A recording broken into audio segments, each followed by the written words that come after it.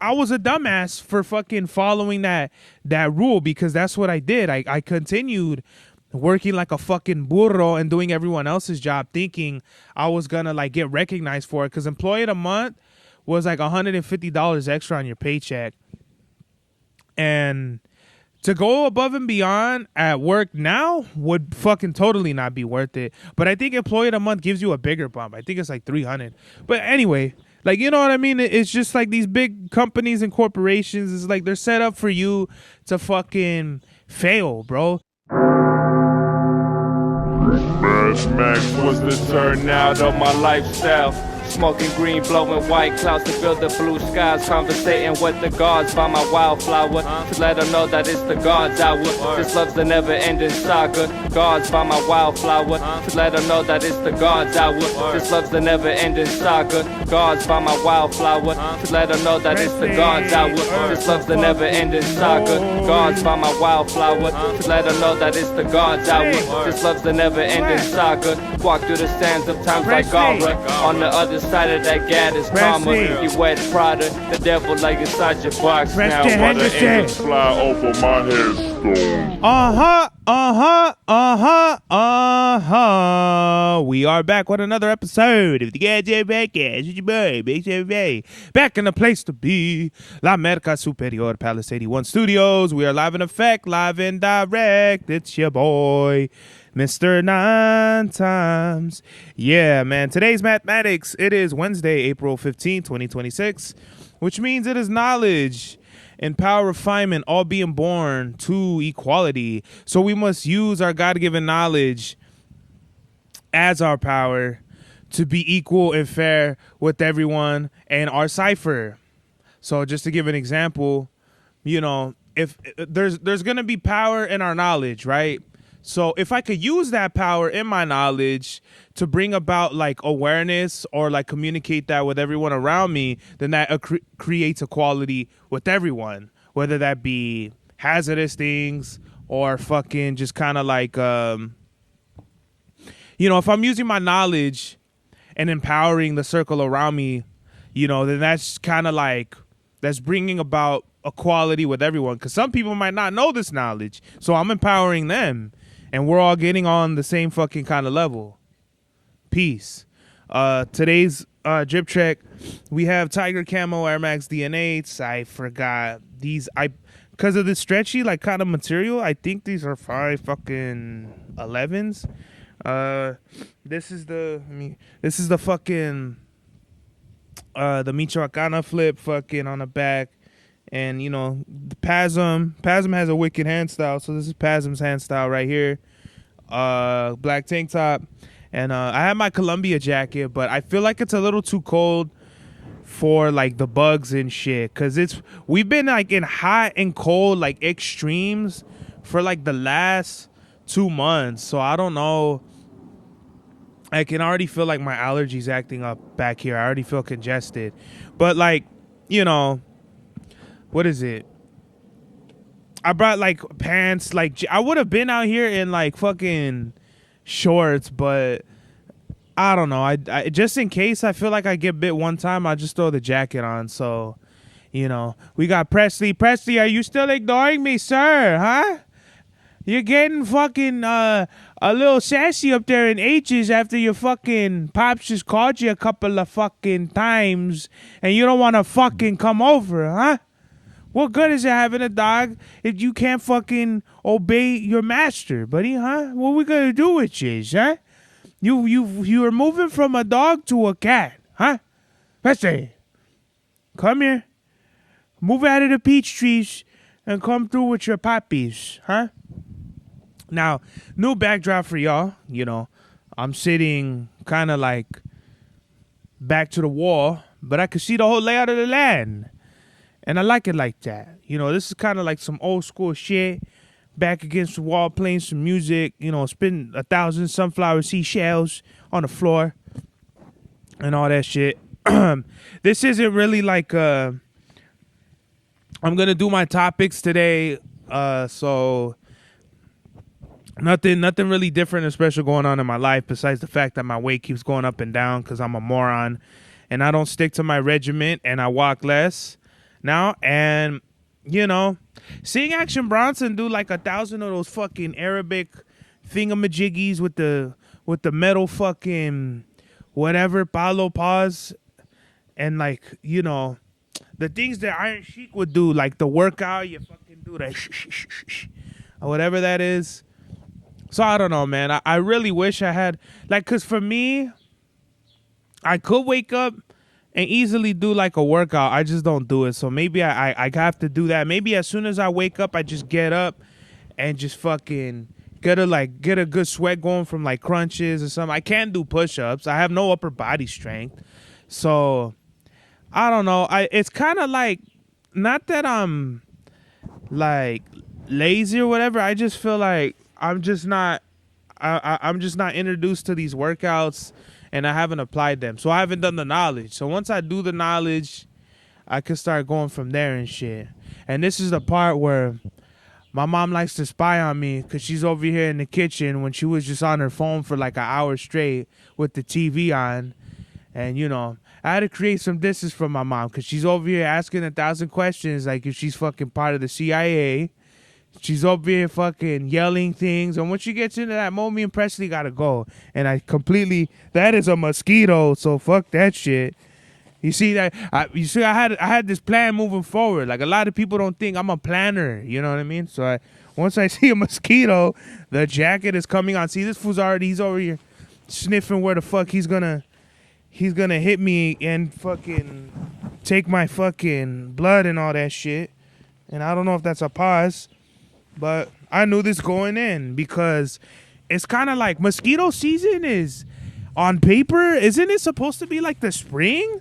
But these fuckers are here 24/7, so it's like we don't got a mosquito season unless it's cold. Like I know that. Like I could be out here in a tank top in the winter, I'm good. And then maybe also kind of in the day you might get away with it.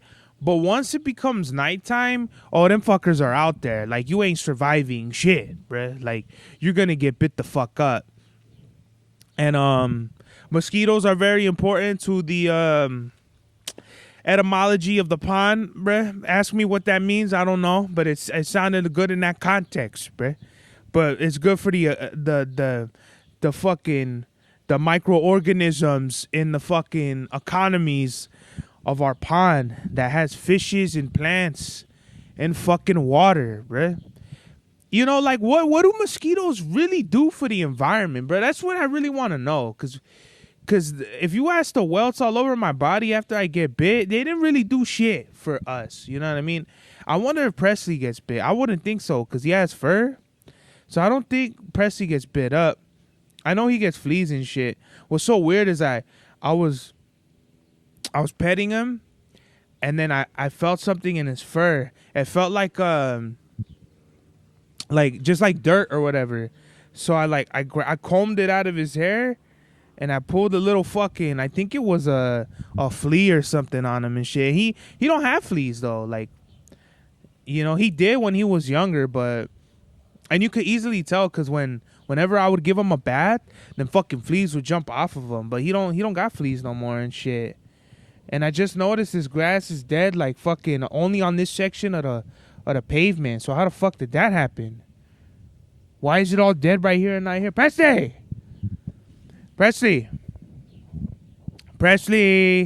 can you hear me? For the 50th fucking time, I'm calling you, buddy. Come here. Come here,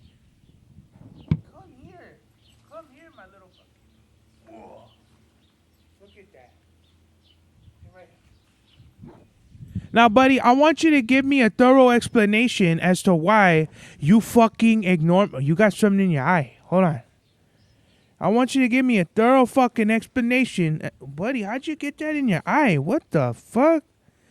And give me a thorough explanation as to why you keep ignoring me, like if I'm some sort of fucking ex-bitch that you had. Pause. Huh?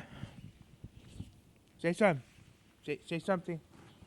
I want you to say something. Say something. Okay, you're not gonna say nothing? You're gonna fucking take the vow of omerta, buddy, huh? fucking omerta, the vow of silence, huh? You had a lot to say before, you ain't had shit to say now. Fuck that shit, buddy. What the fuck? Okay, you're gonna cower in fear now, buddy. There's nothing to fear but fear itself. You know, Superman said that, but you understand? Huh? Superman said that, and you don't know it. You didn't even know it. Just like Rick Ross, you ain't even know. What the fuck is going on? I hear some shit either going on over here or in the pond. Anyway, in other news, we got like arsonists running around, bruh. Like, where the fuck did this shit come from, right? One night, I'm driving home from work, right? I'm driving from work. And from the 71, I see a big-ass fire. Big-ass fire. Big-ass smoke. I saw the smoke first. And I knew it was an L.A. Kush. I see this big-ass smoke in the sky. And it, like, glowing red. And I'm like, okay, so that's a fucking fire. And as I'm driving closer to my house, I'm thinking, this is kind of close to the house. Like, where is this? And there's a new stadium. I think it's called the Empire Stadium right here on Riverside. And I'm thinking to myself, is the stadium on fire? They just built this motherfucker. So we back millions, bruh. Like, here we go. The city got a fucking grant over like millions of dollars to renovate the new stadium and shit. Presley, bless you. You got hairs all over my shit, right? So as I'm getting closer to my house, I'm thinking, oh no, this ain't the stadium. This is by my house. This is by my fucking house, bruh. So I'm it's not too far from my house. I'm looking at this shit and I'm thinking, should I go over there like on some Nightcrawler shit? I mean, a fucking a fire truck went by me, like fucking to go and get that shit. I was like, maybe that shit started like right now. But I remember it was like 3 a.m. So I was like, oh, okay. Like, in the news, this happened at 12 a.m. But some dickhead who was working at like a tissue factory or toilet paper factory decided, fuck this place, fuck everyone in it, I'm just gonna start lighting toilet paper on fire. And that's what he did. And your ears are really dirty, buddy. What the fuck? What's going on? Let me stick my pinky in your ears and see what I can pull out.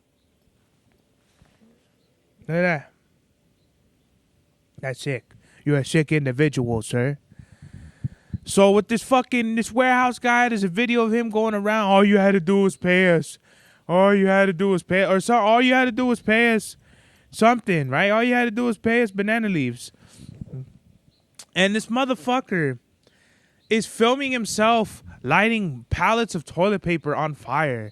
And I was like, great. They caught his ass, arrested him already. And people were like, yeah, we didn't know. Like, we was such a cool guy and all that shit. Yeah, what'd you think he was going to do? Tell everybody he was going to start a big fucking warehouse fire? No, bro. What the fuck? Why are people surprised that this shit happens? I'm more surprised when people are surprised that that a human fucking being, the most dangerous fucking animal on this planet, would be capable of doing some shit like that. Of course, this motherfucker had the capabilities of doing some shit like that. Whenever I go for my walks, and whenever, like, I'm just around and shit, I am completely acute to my fucking surroundings. It's like I damn near have sonar with the level of fucking, awareness that I have. Even though I'm, like, on my phone and shit, I still hear the steps around me. I can hear the cars. If a car even screeches, I'm on the lookout and shit. Like, what the fuck's going on? Like, why the car screeching? You know what I mean? It's so funny because, let me put you down, because you're big and fat.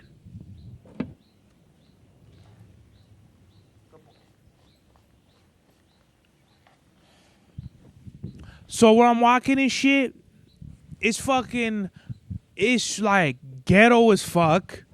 But then we got these big ass, like, high, like, I don't know if they're luxury apartments, but they're fucking expensive apartments at the least. And it's funny because all this shit is all fucking, like, all border as fuck. And then you get to this building and it's super nice. It's a big yellow apartment. building.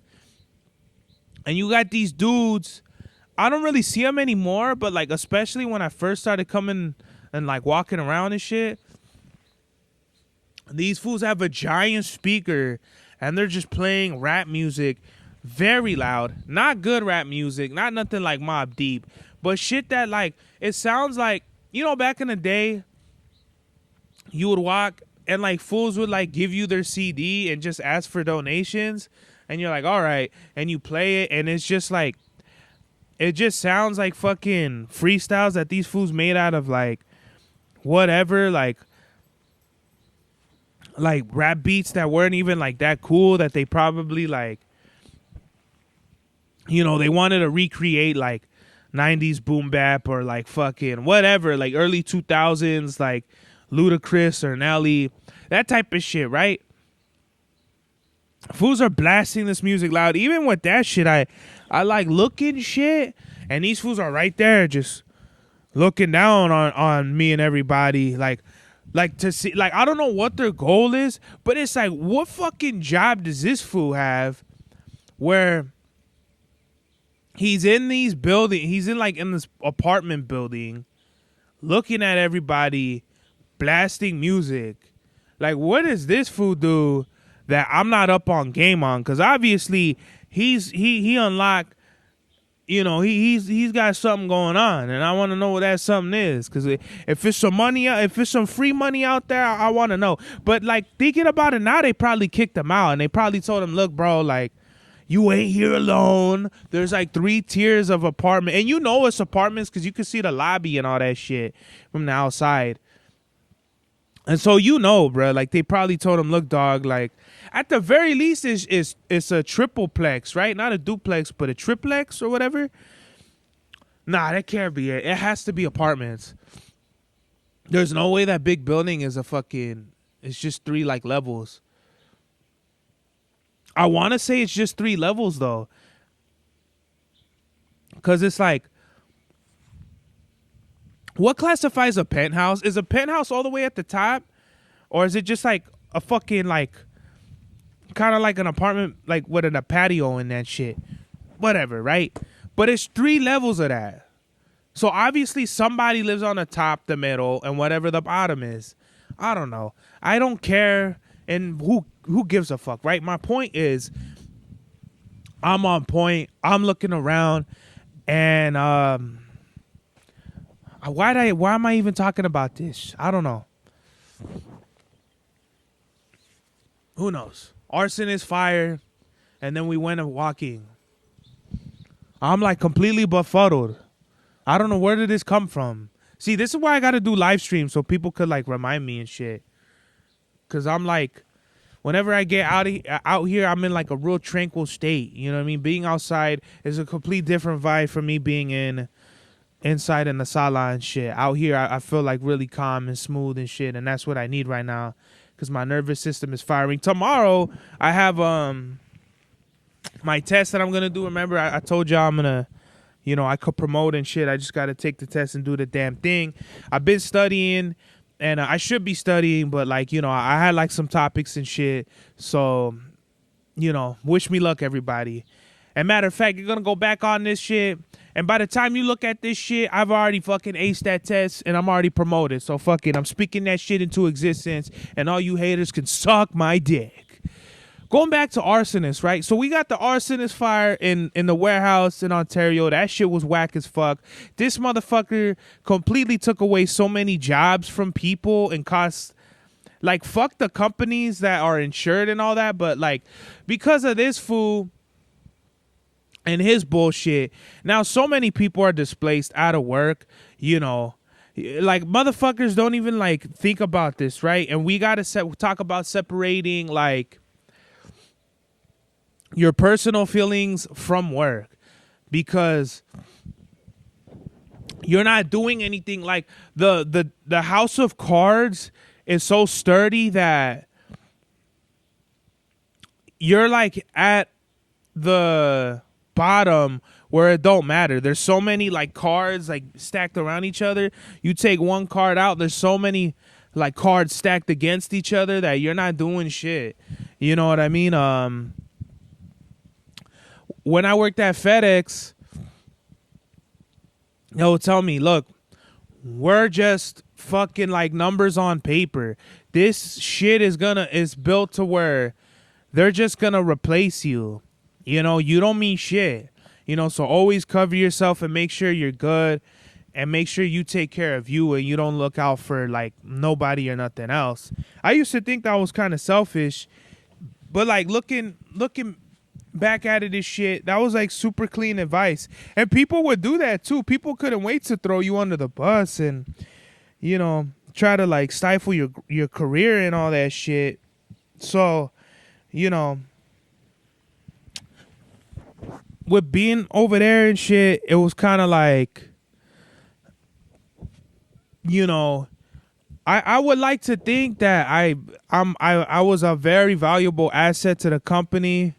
I'm a very valuable asset to myself. I know what I brought to the table. I mean, like, you know, so many times I went above and beyond, and it honestly, it really didn't work, bro. Because it's like, you know, there was this person that was supposed to help me, and like she completely took advantage of me, and like I really didn't like her. And from what I heard now, she has to like take over what I did, and I'm glad. I hope she has a great time doing it, because she completely took advantage of everything that she had. Like she went from having like the easiest job to like now I hope she has like what I was doing, which is like the hardest job from like what our assignment was. So it was like, you know, I guess before there were like, I guess like 4 shuttles that would go from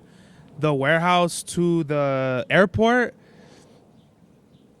And I think it was shuttle 12. There was a 13. I did 14, and then homegirl came back and did 15. So she would do shuttle. Oh shit, I'm kind of like, all right, well y'all don't know shit anyway. Well, fuck them anyway. I don't work there anymore. So there was shuttle 12 that left, and she took like all the, like, I can't remember. Oh, she took like all the priority 1 packages to the airport first, and then half an hour later I went. So my job was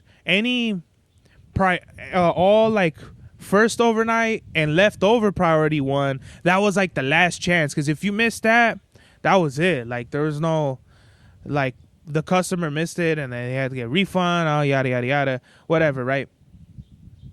So she would do 12, I would do 14, then I would come back and fucking like start parking, and she would come back, get her fucking truck, I would help her load it full of like the dangerous goods, and then she'd go back to the airport, come back, like, so she would start like at 4, and she would always want to give herself 5 hours, and she would just milk the fuck out of it. So she wasn't doing shit at all. She was just waiting around, barely even helped.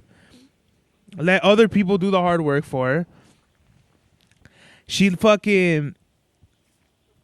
come back from the airport, like, I say like maybe like 8 fucking, no later than like 8:20. And she would just sit in her car or sit in her truck till 9 and then clock out. And so many people, like, I guess back then when she was doing it, you could do that. But like when I left, they were monitoring people heavy. Like, you know, they because you have to put yourself in, like, they call them codes. So like, let's say code 1 is me getting all my like supplies that I need. Code 2 is like vehicle inspection. Code 3 is fucking, you know, out for delivery. They monitor those codes and they like audit that shit to where like, oh, okay, like, why were you like in a code 1 for 2 hours when a code 1 is really only supposed to be for like 5 minutes of you getting all your shit, you know? I had leniency because my my assignment was kind of like mixed. So like my manager wasn't really tripping on me, but she did tell me like, hey, like by the end of it, she was like, oh yeah, I only need you for like 4 hours. So, and don't get me wrong, I was trying to milk shit too, but there's a difference between like not doing anything and like when there's work to be done, and not doing anything when there's no work to be done. You get what I mean? And a lot of people weren't working when there was work to be done, and that pissed me off. So with that, it was more so like, that's crazy, man. When I think back on it, I fucking making the money I make now. It's like, why would I even do that? I should have just honestly just got a full-time job, but I think I was looking at it more for like the benefits and all that shit. And I did apply to Granger and they said no thank you, but you know, honestly, bro, I think I was just comfortable where I was, and that's it. Like comfortability is the killer of all like success, you know. So I would go and I was set up and I had a feedback system in place, you know. I'd get mad when people would like try to take carts and all that shit. And some people I would let take my carts, but some people I didn't like, you know. Or it would frustrate me because it's like now, like I know what I need to do my job, like so it's easier for me. But I don't know. So I'll go set up and fucking a lot of the drivers didn't want to do their job, and my job was basically if they didn't do their job, I was the safety net. And I got awarded an employee of the month from the senior manager just because I feel like they just did that to give me like okay, like now this is what you're supposed to be doing. We'll just give you fucking, you know, employee of the month just so fucking you keep going.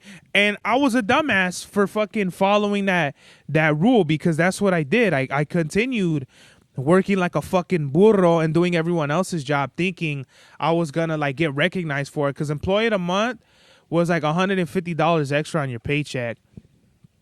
And to go above and beyond at work now would fucking totally not be worth it. But I think employee of the month gives you a bigger bump. I think it's like $300. But anyway, like, you know what I mean? It's just like these big companies and corporations, it's like they're set up for you to fucking fail, bro. They're not set up for you to succeed. And if you do fucking excel, and if you do like overperform and all that shit, then it's kind of like that's on you, because these companies don't care about you. These big corporations and all that shit. Number one, they don't give a fuck about you, your family, your dog, your mom, none of that shit. All they care about is the fucking money you can make them. And if you can't make them no money, no problem. We'll fire you and get some other dumbass that is willing to work twice as hard as you for less money the next fucking day. Now, me, what was advantageous to me was I was able to leverage the system and find out like where I could fucking make the most amount of money, which you're supposed to do. Thank God by the end of my tenure at FedEx, I got called to my other fucking holiday and I was able to leave. So I literally spent hours doing training. I mean, it was training. It was fucking hard. But my manager was like, bro, like this fucking bitch will let so many people slide. But when it came to me, she's like, oh yeah, I could look at your screen and I could tell you're sitting around not doing anything. And I was like, what the fuck? Like, okay, so one of your leads can go in the manager's room and y'all can eat snacks from fucking the budget, but I can't fucking be training when, you know, training don't got a time limit. You know what I mean? If it takes me 2 hours, if it says on the fucking on the paper this training takes 2 hours, bitch, I'm gonna take 2 hours to do this training. But y'all can fucking eat goldfishes out of the manager's room and let your leads do that shit, and y'all could just bullshit and not do anything. So there's so many little things, you know what I mean, that it's not I don't care about them. I just care that like about like the hypocrisy and the picking and the choosing. You know, towards the end of it, I was so ready to leave that bullshit. Like, oh no, like fuck that shit. You know, so many drivers would tell me like, hey homie, like I would leave and shit. Like you apply to shit, and the journey was like, you know, March I applied, telling everybody, hey man, like, you know, I applied, whatever. April, hey man, I'm getting a test. Like this shit is like, it's looking like I have a chance and shit. By June, I was like, dog, I was telling everybody, dog, I'm out of here. That's it. I'm on a fucking greener and bigger pastures, bruh. You know what I mean? So these companies don't care about you. You know, you do your own thing and shit. We had another fucking arson fire in the mills at True Religion. And honestly, True Religion do got to get burnt down. I'm sorry, y'all. Y'all haven't fucking been trendy since like 2009 or whatever. True Religion, this fucking weirdo, and I didn't know, but he started fires in different stores. So I'm like, wait a minute, y'all knew this fool was starting fires at different stores, and y'all didn't even catch him. True Religion's burnt out, they're renovating and all that shit, and hopefully they got some shit on clearance, because I want some True Religion jeans just to see what's popping, you know. But I just think that's crazy, bro. What's up with all these arsonists, bro? Like, where does that? And don't get me wrong. I love burning shit just as much as like the next man. But when it involves other people and like their safety and shit like that, it's like, come on, bro. Like, you're taking away people's livelihoods just because you want to be an asshole. Like, where does that? What part of the game is that? Where we just like, okay, let's light some shit on fire and fuck all these people. Like, no, bro. Fuck you and your bullshit too, bro. So that's all I had to say about that shit. Bought a lot of sneakers this month and shit. You know. Oh, here's a good topic. Let's talk about creative control. Means having 100% of your hands in music, right?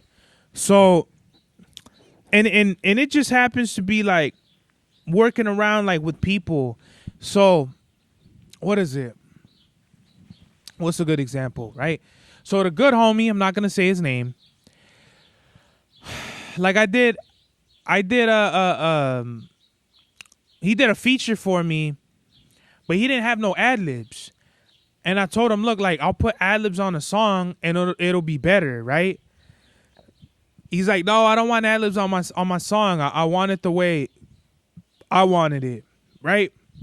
So in layman terms, his verse sounds naked versus mine because I got ad-libs in it. Not that many, but enough to where like it brings more of a better continuity to the verse. And when you're listening to it, like it just doesn't sound complete. And the reason why I didn't say like, oh, like put ad-libs, like, oh, like I wanted him to do what I said. But I have ad-libs. If he don't have ad-libs, then his shit just sounds like not complete. You know, it just sounds like he threw a verse on it, which is literally what I don't want. I wanted it to sound like we came up with this shit together. But either way, our styles aren't the best together. Not that it's bad, but it's just like we have two like different styles. And if it don't sound like complete together, then you can hear that. So with that fucking shit, it is like, creative control means it's like, yeah, you have 100% in the music, but on the other side of that, it's like, you gotta listen to like your producer, bro. And this fool produces too, but there's a difference between making beats and making fucking songs. You know, if you just want to make freestyles and throw all your shit out there like verses, go get on a DJ Clue tape. But me, bro, like I'm trying to make songs. I'm trying to make like ideas spark and all that shit, you know? The way I could get around that is shout out to Ital Santos. We have a song called Churro that was on Green Light 5, and he has like just enough ad libs because you know I go crazy with them shits to make the verse sound very like well put together, even though it's like on a drumless type of beat, and then it switches up and I put drums on it, and I'm, you know. It might as well have been two different songs, but it you know, at least it's like it's cohesive and it sounds like if we wrote it together. I'm in a stage of my life where I'm super busy. I kind of don't want nobody over my house. if I invite somebody to my house to record a verse, that means because I really believe in them and their music to come through and actually knock some shit out here. Just fucking, what was it? Either Saturday or the Saturday before, I had BC1, the homies from Peru. They came through and they did a verse for me. It was fire. But it was weird because, and this is where like music gets like fucking like weird, or like you gotta like understand like music, right? So one of the brothers, it sounded good, right? But when I mixed it down, his tone of voice is kind of like too low in register. With the beat, his voice don't stand out. And so him and his brother have two very distinctly different voices. His brother's more like fucking, and I get confused on their names because they both start with a J, and they're both like, one is like Juan and one is like Jonas or some shit like that, right? Don't forgive me on, I mean, oh, you don't even know the foods you work with? No, not really. I just, that shit's not important to me. Like, can these fools spit? All right, come through and spit. If I don't really know them, fuck it. You know what I mean? I'm like fucking, what is it? I'm like Dr. Dre. I just have people in the studio if they're fire. You know what I mean? But this fool, he got a lower voice. The other homie, his voice is higher and it's more distinct. Our two voices, because I'm like on the hook on that shit, cut through the beat. But the other homie, his voice don't. So going back to creative control, it's kind of like, he hit me up and he was like, oh yeah, like fucking, I don't know if you could do something, but like my voice is too low or something like that, like in volume. And it's not like the volume, it's the fact that like his voice is just too fucking low, like his actual voice, the tone of it. So I have to like shimmy out that shit and see what I could do. I did a verse for Ethal and I did not like the mix. My voice sounds like hollowed out, or it sounds like too like technology-y or something like that. Like it just doesn't sound good. And I wish I could have been in the studio because I would have been like, yo, fucking don't, like, why is my verse sounding like this? Because his verse and the homie's verse on it, they sound great. But also too, like, if I was in the studio when we all made it, it would have been different because they added like, shout out to the homie like M1, but like he added like this unnecessary intro.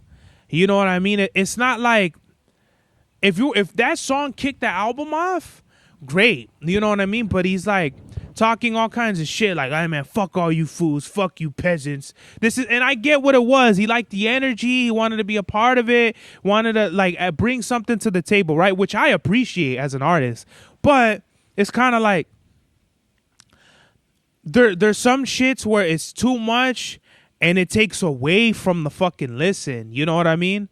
Like it's just not, you gotta, with music, you gotta be very careful about doing too much. And sometimes, like, when songs are too short or like, this is only in that scenario, when you don't give enough of like the song, the replayability goes up, because you keep it tight and you keep it short.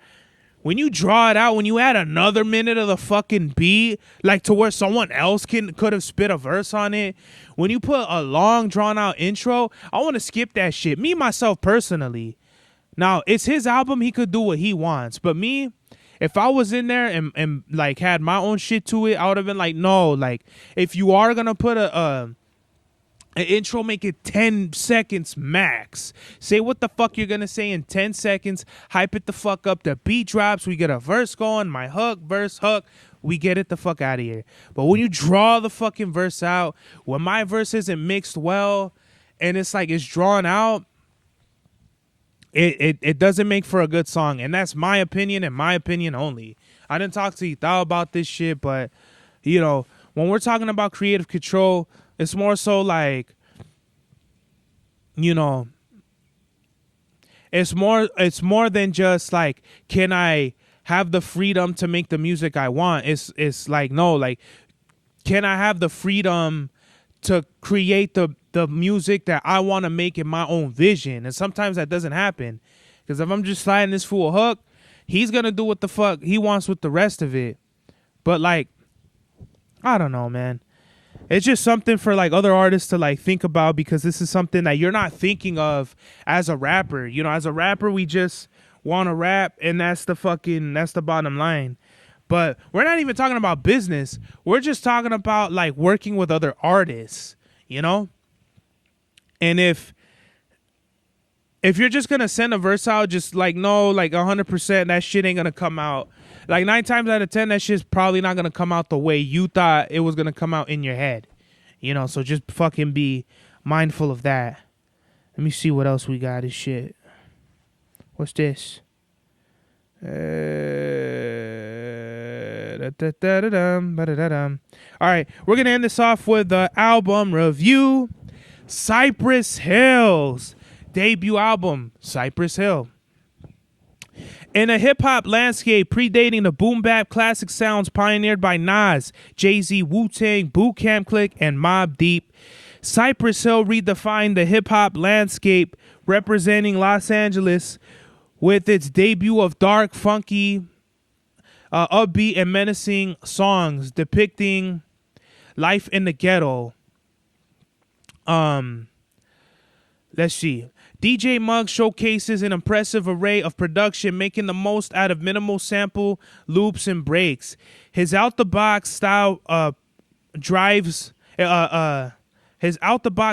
provides the driving force behind Sendog's unorthodox cadences and lower tone of voice, with B-Roll's cartoony-like high-pitched raps about murder, gangbanging, and smoking weed, which is basically the lyrical content at its core. Not that it feels redundant or tiring. Every song stands out on its own, and it fits in its own way, even with a small selection of diverse music. This album will have you laughing and nodding your head with its unique blend of Spanglish slang and Latin flavor.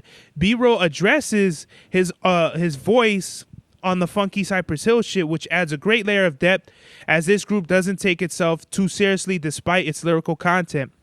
There's not really any quotables versus just a solid listen and great moments of comedic relief sandwiched in hardcore lyricism. The hooks are very simple and basic, but I feel like how fast the beats are, it actually helps more than it hinders. It's a more bitter project to listen to if you're used to today's production, as like it's more diverse. You know, there's just like the production is like phenomenal now, just how easy you could put like music in. But like back then, like Muggs was probably working with the SR10, which only gave you like 7 seconds of sample time. So you have to take that into account, you know. But I appreciate it more as I digested the album. B-Roll and Muggs are the stars of this album, but Sendog brings so much diversity in his voice that it made me think there were features, which is fucking crazy. It's a perfect triple threat listen of artists.